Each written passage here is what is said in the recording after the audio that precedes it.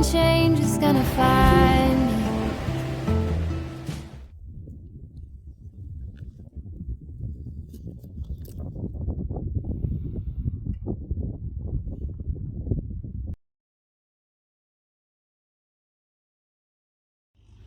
So this morning we got up and we decided to come into the Yorkshire Dales, possibly do a little bit of cycling and a bit of walking, certainly some car camping.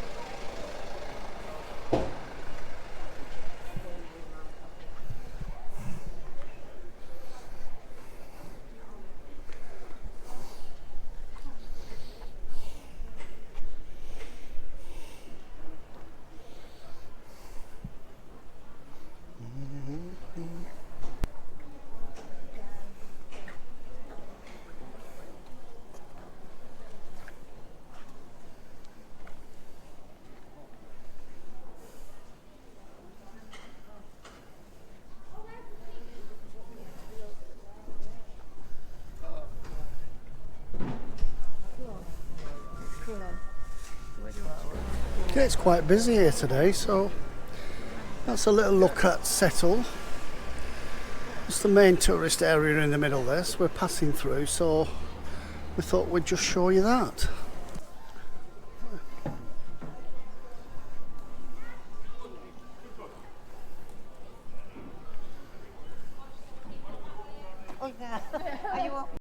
So we're going to drive a bit further into the Yorkshire Dales and show you some more of this spectacular scenery.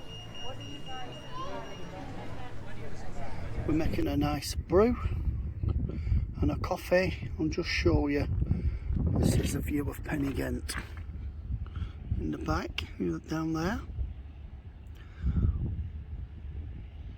It's a good vantage point. Normally I camp or car camp up the other side of Pen-y-Ghent.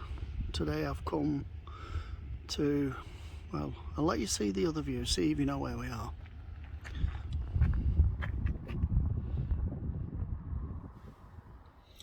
So I'm hoping I found a nice little park up for this evening. I'm on a busy main road, which is not good, but it might calm down. Right, so tonight we're having some beef burgers with eggs and a nice beer. So we'll crack on with this food. Not to go wrong, apart from wind blowing out my stove. 2 burgers, some eggs, and I'll be happy as pig in muck. Really will. You know, it's going to be a good evening. And then we'll get some Zeds later on. This is the simple life, isn't it? Burgers and eggs, all protein, low carbs, and that's going to help with my diet. Beer time. Motorbikes. I like motorbikes.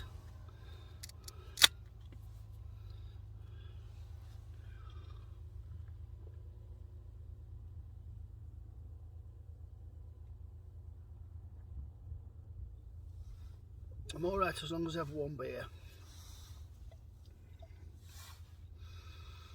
I can vouch for that. That's not so bad. I'm not a beer drinker, but I like a can every month. So I cook out of the back of my car, and if it's raining I can't cook. What about the food? Let's have a go. So I'm pretty hungry. I haven't eaten since breakfast this morning at 7 AM, and I've had 2 biscuits and a litre of water. So I'm looking forward to this.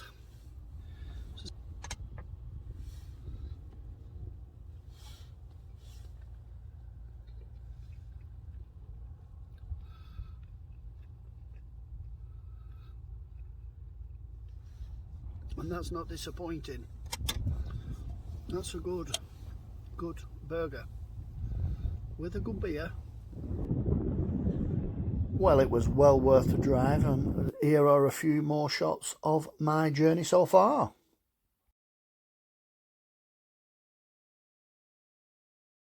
So the Ribblehead Viaduct is on the Settle to Carlisle line. The architect is John Sidney Crossley, and he was responsible for the design and construction in 1870. The line was opened, or the bridge was opened in 1875 at a cost of £356,000. 2,300 men worked on the viaduct and lived in shanty towns, and 100 men lost their lives. It's classed as an ancient monument, and the settlement was called Batty Wife Hall. So the viaduct is 400 metres long, and it's 32 metres above the valley floor. It's got 24 arches, and each are 45 feet long. The north end is 13 foot higher than the south. An amazing engineering feat.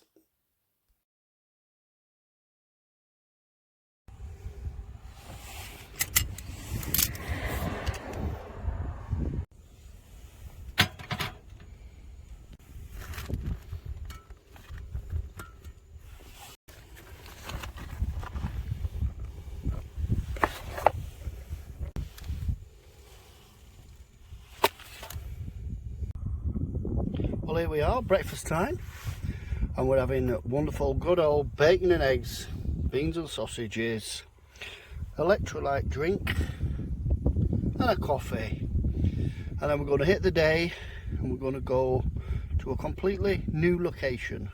So can't wait for that. Just get these beans cooked and get them inside of me. That's the main thing. A few issues with having a porta potty in a car. One, doesn't open. We can't sit on it. Not enough headroom. Two, you've actually got to take it outside, put it on the floor, and do your business in the nature. Oh, that's kind of cool. And three, when you're driving round a corner and that falls over all over your car, oh, and all my food's under there. It's never happened.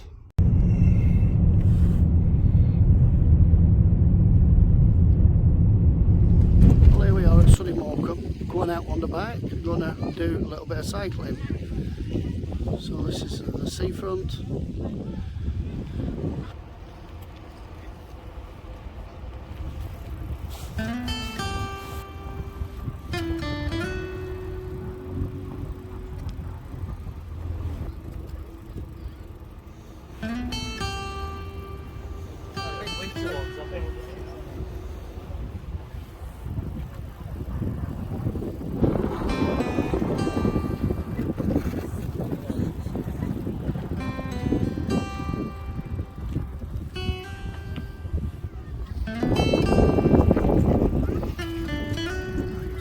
Portland Old Town. Not sure that.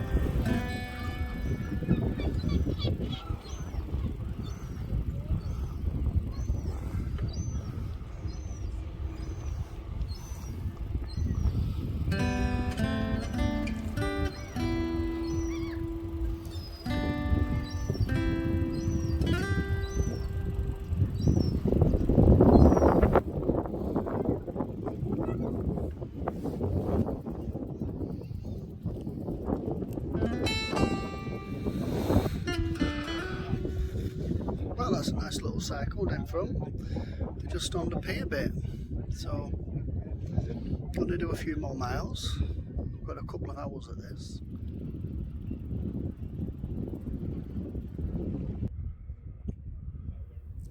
Well, this was a much needed break to be able to get out and feel the sun on your face and the wind and look at these awesome views. Absolutely wonderful times, and just to be able to cycle down the promenade and just look at the people and see the views is just phenomenal, because it clears your head and it makes you feel whole again. And you get stuck into routines and you don't want to get out of it, and you become tied to what you're used to. So being out and about gives me freedom, it gives me caring, it gives me love inside, it gives me a whole new perspective of seeing not necessarily new places, but new places this week. It's not the norm, it's a different place to what I normally do, and I love it. I've been to Morecambe hundreds of times in my life, but just being in the fresh air and seeing and feeling and being in the present moment is what really matters. It does change your perspective, it lifts your health and well-being, and it makes you want to start living a little bit more.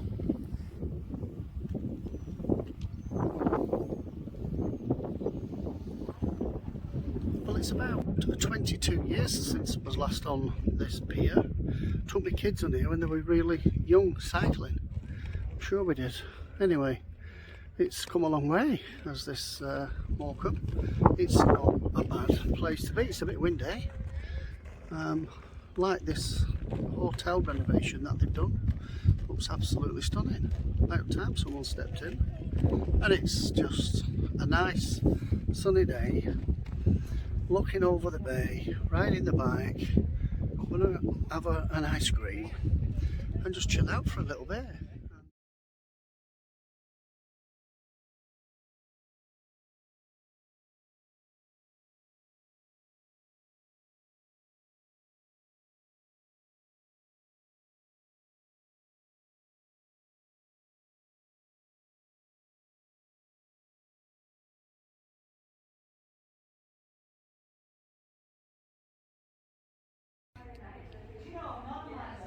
So the good old English cup of tea with a four-fingered Kit Kat. Now I haven't had a four-fingered Kit Kat for a long time. Well worth the wait.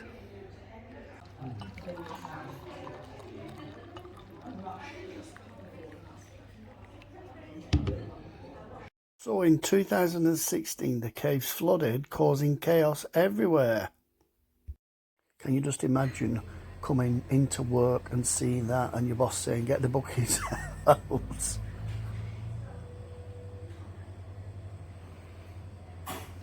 So for tea tonight we've got some beef, broccoli, sun-dried tomatoes in a nice oil. That's it, that's all we're having. So here's a quick whistle-stop tour of the inside of my car camper, and there's quite a lot of people out there who say that I can't sleep in this because it's not big enough. Well, I beg to differ. I have some reasonable night's sleeps in here. I carry water, I carry a few sleeping bags, I've got my electronic, camera equipment, I've got rucksacks, put everything in the cargo net that I'm going to use that day, and then I've got the roof box on the top and a full size single bed. If I really wanted I can make it into a double, but that's absolutely more than adequate. And literally it takes, I don't know, 4 minutes to change from a sleeping setup to a cooking setup. So basically what we do is we put the sleeping bag in the middle, we remove the water bottle,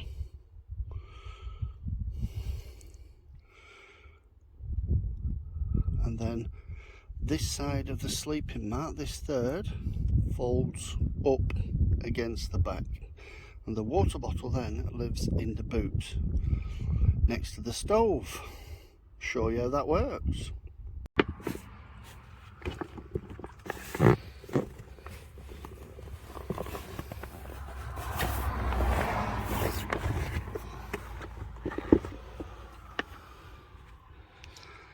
It's the mattress folded up, and then we just put the water bottle and the stove there for camping.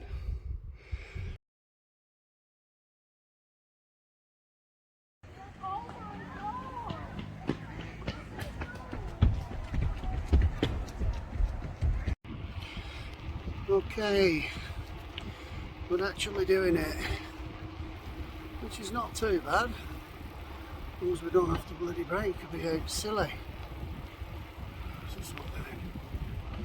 Let's do it. Not quite sure if that was a compliment or an insult. Woo! Well, listen, let's keep you fit, but it's not too bad. It's steady away. We'll get there. Absolutely loving this cycling. We're towards Lancaster.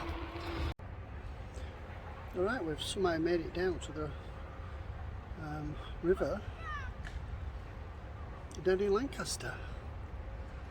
And I thought Lancaster was a lot further than where we've just travelled from, so maybe I've just done, I don't know, 6 kilometres, 7 kilometres. But I do that back now and I think it's more of an uphill struggle. Anyway, steady away. And you know what? I forgot my bloody water. Shit. Okay, we're going to wind it up here. Thanks for coming along on the journey, and we'll see you on the next one.